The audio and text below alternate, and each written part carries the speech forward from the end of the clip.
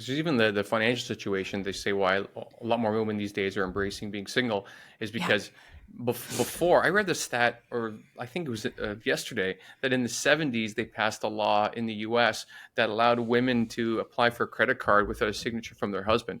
That was in the exactly. 70s. Like I had to Yes, stop reading that book and sit down I know. because it Totally. was a crazy, crazy stat. So even Yeah. something like that, and let's take that very small microcosm. Mhm. If you want to leave a relationship and you don't have the financial means, but you have a credit card, you could at least go stay somewhere or get some money to take a bus somewhere or all these things. And before you couldn't do that, like that's just such a Totally. tiny, small example. But they say that women are really leading the way on this. That if they go through an existential period, being like, I don't have to put up with this. I can just be with my friends or on my own. Totally. I mean, I will not have all the like historical stats accurate on this, but I can say broadly that Hmm. in terms of like the exact years, but I can say broadly that yes, exactly. Women were not able to get credit cards until the 70s. Also, no fault divorce, meaning we can just, end a marriage for no reason. It doesn't have to be that there was infidelity or there was abuse or Right. whatever.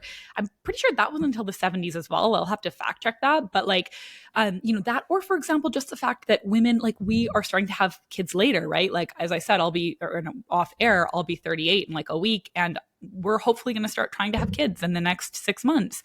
And that is unheard of, 20, 30, 40, 50 years ago, right? Like Right. most women, they got married young and they had kids right away. And then what happens to their careers, right? Like they're not making money for themselves. So they are going to depend completely on their husbands, right? And so the actual freedom to leave a relationship wasn't always there, especially for women. Right.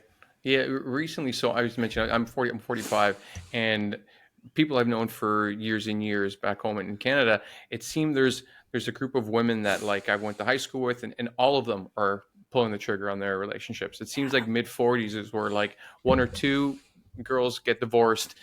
Maybe they're having a good time. Then other people start judging the value of their relationship or being married with whatever this person is, being this full time mom or being a part time mom and then being with their friends. It really Totally. changes the balance for what you should and shouldn't do. If you're a rural community and nobody's divorced, then you don't Yeah, want to get divorced and also be the pariah of the neighborhood, the exactly. Jezebel, if you will.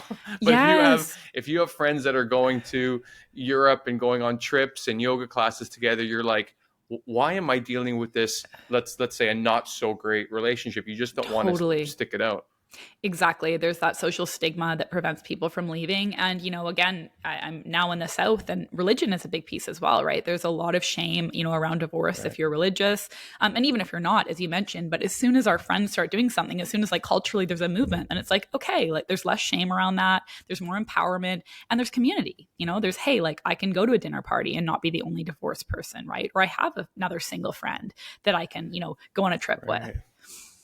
Interesting. Well, because I think they say that again. Don't quote me on this, but that like the biggest indicator of infidelity is someone that has a lot of other options. Oh, And so maybe interesting. that Yeah. doesn't just apply to different partner options, but also Hmm. different life options. So if you have Right. different life Yeah. options, that you know what, I could go live here, or I could go live there, or Mhm. I could, my like I said, my friends are going off on these trips, and I can't because I've got soccer meetups and all these things. And maybe Right. you don't like soccer meetups with your 7 year old so much, but you do it because it's a family unit. But then all Right. of a sudden you have these other options. Like I've seen a lot of people stick out for 10 more years simply because they have kids. And Totally. like I get it, like nobody wants to break up a family, but then you see that, at least I've seen in some instances, that the quality of the relationship Yeah. just recedes so drastically because then you feel like you're kind of under thumb, you're in this thing you don't need to be in,